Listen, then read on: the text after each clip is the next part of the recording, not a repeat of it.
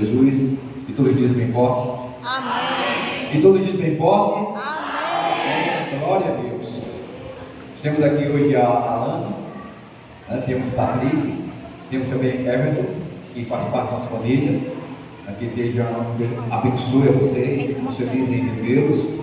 E que no dia 13 nós estaremos nos encontrando novamente, em nome de Jesus. Amém? Deixe, fique à vontade para louvar, glorificar e exaltar esse Deus maravilhoso. Eu peço que vocês abram lá no livro de Malaquias. Malaquias é um profeta de Deus. O livro de Malaquias é o último livro do Antigo Testamento. E se você for para o Novo Testamento, tem Mateus, você volta 2 páginas, você vai encontrar o livro de Malaquias. Mateus, você volta 2 páginas para o livro de Malaquias. Você vai encontrar o livro de Malaquias. Eu não sei se na Bíblia de vocês tem uma folha em branco ao meio que separa o Antigo Testamento e o Novo Testamento. Não sei se tem uma página assim, livro branco. Essa página branca, que antigamente as Bíblias a maioria tinha, hoje tem, mas tem um nome, ela simboliza o tempo em que Deus não falou com os homens, 400 anos. Aí tem uma página branca entre Malaquias e Mateus, o tempo em que Deus não falou com os homens. Peço que vocês abram em Malaquias capítulo 3. Esse é um termo, é um texto que nós vamos falar nesta noite, que muitas das vezes muitos não gostam de ouvir, muitos não gostam de escutar, que é acerca dos dízimos e das ofertas. Malaquias capítulo 3, versículo 7. Malaquias capítulo 3, versículo 7. Amém, igreja? Vou orar, pedir a Deus que Deus possa me conduzir mais uma vez na palavra do Senhor, que caia por terra tudo que queira atrapalhar, que queira tapar os seus ouvidos, os nossos ouvidos, para que não venhamos a entender, que se revele em nome de Jesus. Possamos entender, compreender a grandeza e com clareza a palavra de Deus esta noite. Oremos. Meu grandioso Deus e Pai Celestial, nós te agradecemos em nome de Jesus por esse momento maravilhoso em tua presença. Eu te peço, meu Pai, neste momento, meu Deus, o qual estou trazendo a tua palavra, o qual te pedi antes, Seu Deus, para quando estava estudando também a palavra, para que Deus, o Senhor possa me utilizar nesta noite, mais uma vez, e que teu nome seja engrandecido, e que cada dia e cada momento nós continuamos diante do Senhor, e que teu nome cresça em nossas vidas. Abençoa, Seu Deus, em nome de Jesus, e que oramos e agradecemos, e todos dizem amém. Glória a Deus.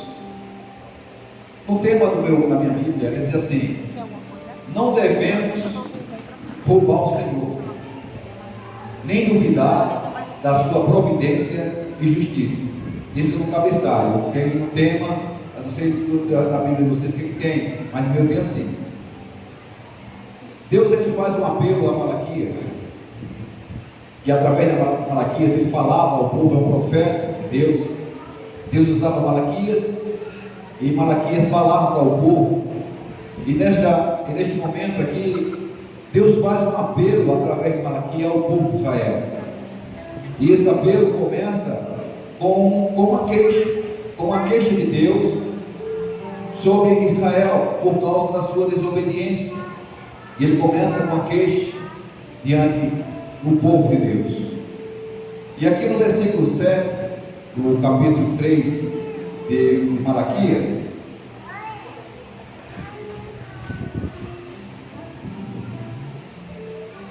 capítulo 7, capítulo 3, versículo 7, diz assim: desde os dias de vossos pais, vos desviaste do meu estatuto e não guardaste. Deus está falando aqui, através de Malaquias, para o povo de Israel, em dizer que desde os seus pais vocês são desobedientes. Desde os seus pais vocês não reconhecem o que eu fiz, que eu retirei vocês das mãos de Faraó, que estavam sendo escravizados por 400 anos, estavam ali passando por momentos difíceis, mas quando vocês clamaram e chamaram pelo meu nome, eu fui até vocês. Vocês esqueceram que foi eu que abrir o mar vermelho para vocês passarem. Vocês esqueceram que no deserto, com sol escaldante, eu colocava uma nuvem sobre vocês para que esfriasse. E vocês esqueceram que à noite no deserto, como faz frio, eu mandava com uma coluna de fogo para aquecer vocês à noite. Vocês esqueceram que eu mandei pão do céu, maná do céu para alimentar vocês. Vocês esqueceram que eu mandei cordonizes para alimentar vocês. Vocês esqueceram do milagre que eu fiz na rocha para sair água, para matar a sede de vocês. E ele diz: desde o dia de vossos pais vos desviaste do meu estatuto e não guardaste. Continua sendo desobedientes, continua infringindo a minha palavra. E ele continua. Deus, ele é tão misericordioso, como tem lá em 2 Pedro capítulo 3 versículo 9, se eu não estiver enganado, que diz que Deus espera que todos cheguem ao arrependimento. E por mais esperança que Deus nos conceda, também Deus tem esperança no povo de Israel. E ele diz aqui no versículo ainda 7, ele diz assim: tornai vós para mim, e eu tornarei para vós, diz o Senhor. Ele diz: olha, meu povo, se vocês passarem a me obedecer e voltarem para mim, eu me voltarei para vocês. Eu não vou abandonar vocês de forma alguma. Mas é que é necessário que vocês reconheçam que estão sendo desobedientes. Para entendermos melhor esse versículo, nós temos que compreender que foi feita uma aliança com o povo de Israel. Lá no Monte Sinai com Moisés, foi feita uma aliança de obediência a Deus. Porque a obediência traz o que? Bênção. Obediência traz bênção. Desobediência traz castigo. Obedecer é abençoado, desobediência traz castigo. Lá no Antigo Testamento. E nós sabemos que o nosso Deus, ele não mudou, continua sendo o mesmo. Ele é imutável, ele é Deus hoje, amanhã e sempre. Mas aqui estamos falando no Antigo Testamento da aliança que ele fez com o povo de Israel. E disse: olha, se você permanecer no meu estatuto, permanecer na minha palavra, eu estarei contigo. Mas se você desobedecer, se afastar de mim, virá um castigo sobre vocês. E o povo de Israel era assim. Ele estava bem com Deus. De repente, quando mudava os reis, se o rei fosse homem de Deus, ele continuaria a bênção. Mas se mudasse um rei que não temesse a Deus, o povo de Israel começava a passar também a adorar os deuses dos reis de Israel: Baal, Astarote e outros. Quando mudavam os juízes, ia tudo bem, quando os juízes eram homem de Deus. Mas quando os juízes não temiam a Deus e queria fazer do jeito que eles queriam fazer, também o povo de Israel seguia e voltava de novo a desobedecer a Deus. Mas Deus, ele tem a esperança no povo, ele tem esperança em mim, tem esperança em vocês, em cada um de nós, embora que ele saiba o nosso dia de amanhã, mas ele nos dá essa oportunidade, assim como dava também ao povo de Israel. E diz: tomai vós para mim, e eu tornarei para vós, diz o Senhor dos Exércitos. Mas vós dizeis, me desculpe a palavra desta noite que vou falar, a imbecilidade do povo de Israel. Muitas vezes acontece também essa mesma imbecilidade no meio do povo dos dias atuais. Está desobedecendo a Deus, mas pergunta: em que estou desobedecendo a Deus? E aqui no texto, versículo 7 ainda, o Senhor do Exército diz assim: mas vós dizeis, em que havemos de tornar? É uma pergunta que faz: Senhor, o que é que havemos de tornar? O que devemos fazer para obedecer ao Senhor? O que é que está acontecendo? Eu tenho a minha consciência que está tudo tranquilo, não tem nada de errado, tudo que está fazendo é certo. Mas Deus sabia que não era certo o que ele estava fazendo. Mas ele pergunta: em que havemos de tornar? O que havemos de fazer para te obedecer? Porque nós obedecemos o Senhor. E isso acontece nos dias atuais. Muitas vezes nós estamos praticando as coisas que não agradam ao Senhor e achamos que está tudo bem, está tranquilo. E perguntamos o que é que devemos obedecer, o que é que eu faço para obedecer ao Senhor? Está tudo bem comigo, está tudo tranquilo, eu não faço nada de errado. Mas na verdade não é assim. Não existe um justo sequer na terra. E principalmente quando nós temos a consciência que o nosso caminho está levando para o erro. E nós perguntamos, Senhor, o que eu fiz? Não fiz nada. Está tudo bem comigo? Mas Deus já dizendo nesta noite que não está bem com você. Que há necessidade de obediência. Há necessidade de mudança. Há necessidade de encorajamento. Para o que você foi chamado, para que você foi escolhido, para servir ao Senhor. Desde os dias de vossos pais, vocês continuam me desobedecendo. Aí Deus faz uma pergunta para ele, da mesma forma que a pergunta que ele fez. Eles fizeram, em quem vamos formar? E Deus responde com outra pergunta: roubará o homem a Deus? Essa é uma pergunta que Deus faz para eles, na época. Roubará o homem a Deus? Será que nós, como homens mortais, simples mortais, podemos roubar a Deus? Um Deus que sabe todas as coisas, um Deus que sabe as coisas que vão acontecer ainda, que ainda nem existem, mas Deus já sabe. E ele pergunta, o povo de Israel pergunta, em que havemos de tornar? E Deus faz a pergunta também: roubará o homem a Deus? E Deus dá a mesma, faz a pergunta e ele mesmo responde. Ele diz: todavia vós me roubais e dizeis, em que te roubamos? Aí ele diz: nos dízimos e nas ofertas. No que nos roubamos? Nos dízimos e nas ofertas. Nós temos que entender e compreender que aqui Malaquias está falando para o povo de Israel na sua época, e que a palavra de Deus também serve para os nossos dias atuais. E quando Deus estava falando para o povo de Israel, Ele estava dizendo, falando para ele sobre a questão do seu plantio, da sua lavoura, dos animais que eles criavam, que Deus abençoava, das terras que ele vendia, e nunca chegava com a parte certa para entregar na casa do Senhor. Levava animais mancos, levava a metade para entregar na casa do Senhor, e disse: porque está me roubando? E é sempre assim, muitas das vezes o dízimo é que sofre tudo. Faltou dinheiro para pagar a água, epa, mas tem o dízimo, vamos lá no dízimo. Eita, faltou comprar, vamos lá no dízimo. Meu amado, não devemos duvidar da providência de Deus em nossas vidas. Não devemos duvidar o que Deus pode fazer com nada.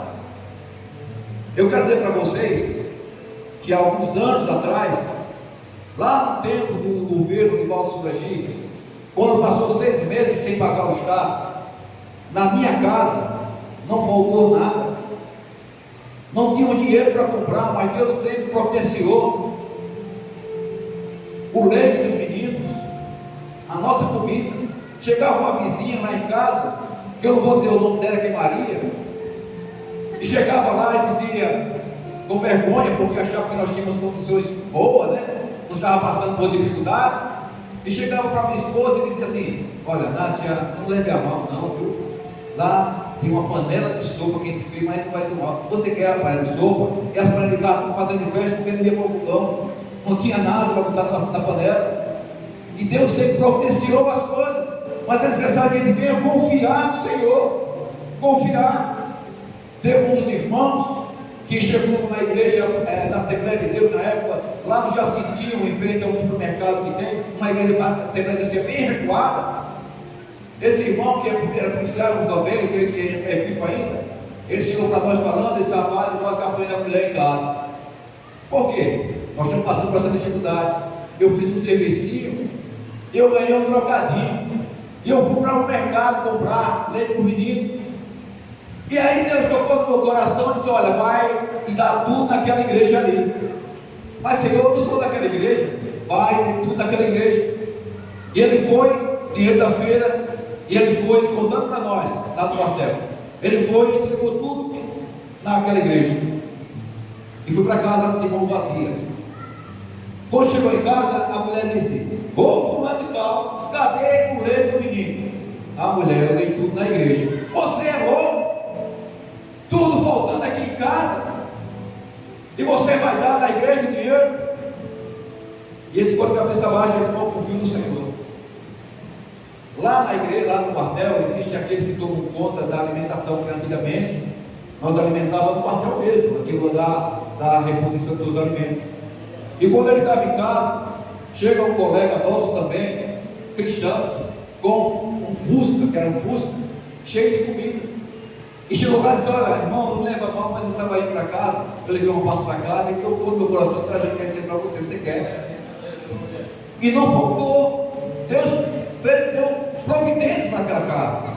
E não faltou alimento. Muitas vezes nós deixamos de ser dizimistas com medo da providência de Deus, que vai faltar na sua casa. Uma coisa que nós temos que ter consciência: não faça nada forçado. Deus não quer nada seu forçado. Se você não quer contribuir com a obra, com os seus dízimos, com suas ofertas, continue assim. Não deixe Deus. Você não vai perder sua salvação por isso, não. Não vai perder sua salvação por isso, por deixar de ser dizimista, mas deixará de ajudar na obra do Senhor, no crescimento da obra do Senhor. Aí por isso que Deus diz: roubará o homem a Deus. Todavia vos me roubais e dizeis: em que roubamos? Nos dízimos e nas ofertas. Roubamos.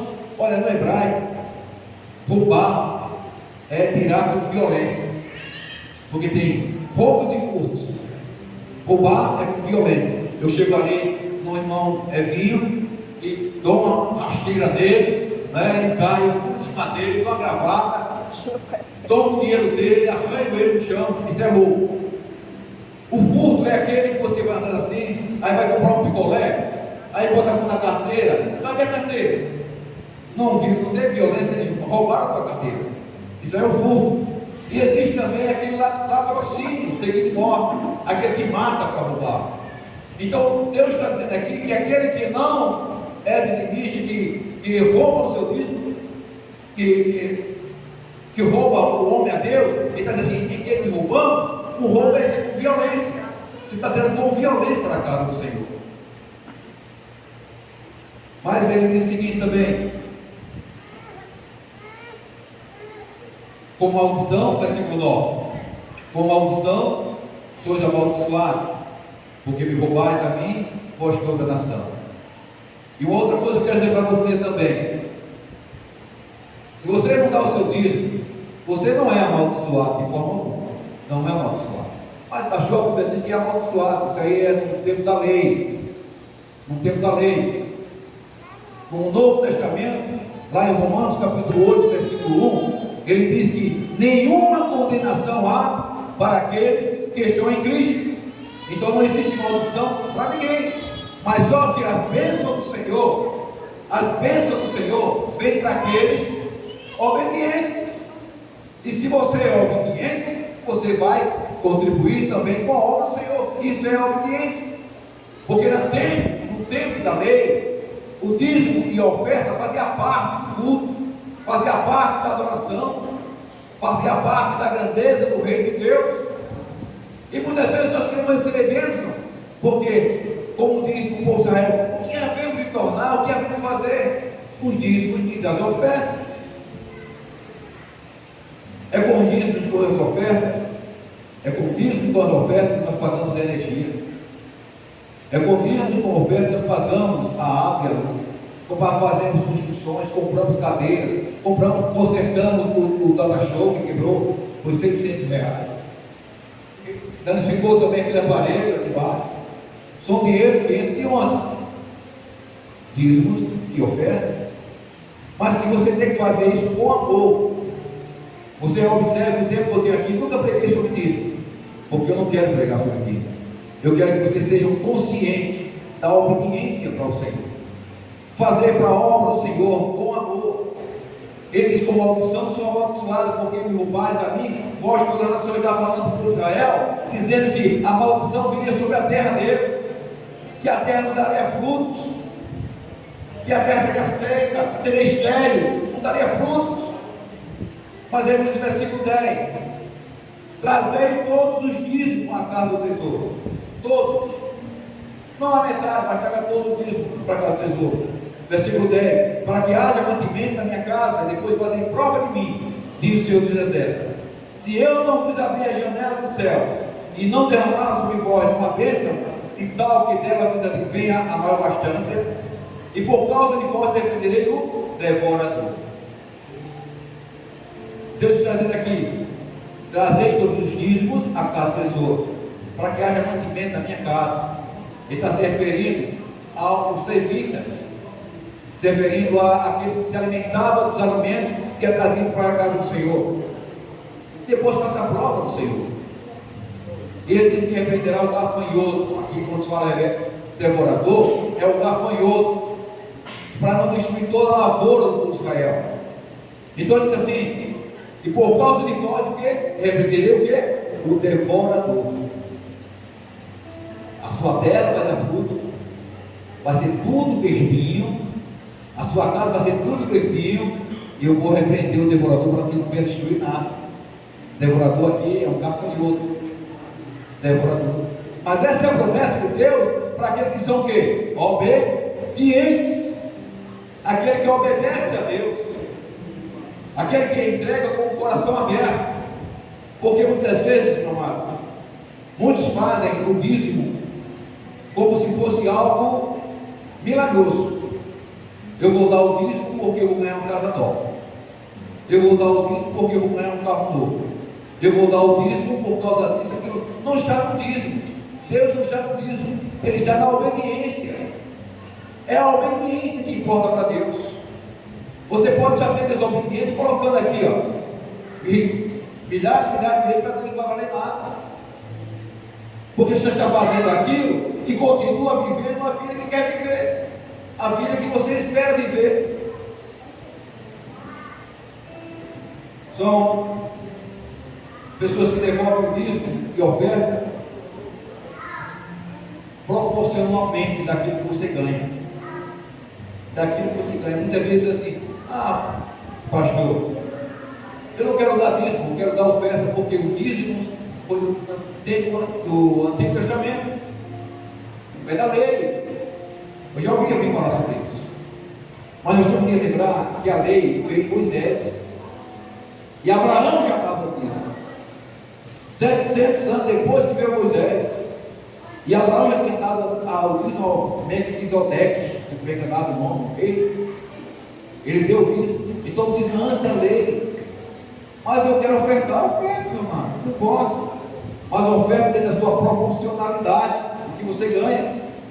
Se você ganha 10 mil reais, 10%, ou a proporcionalidade que você vai dizimar é R$1.000.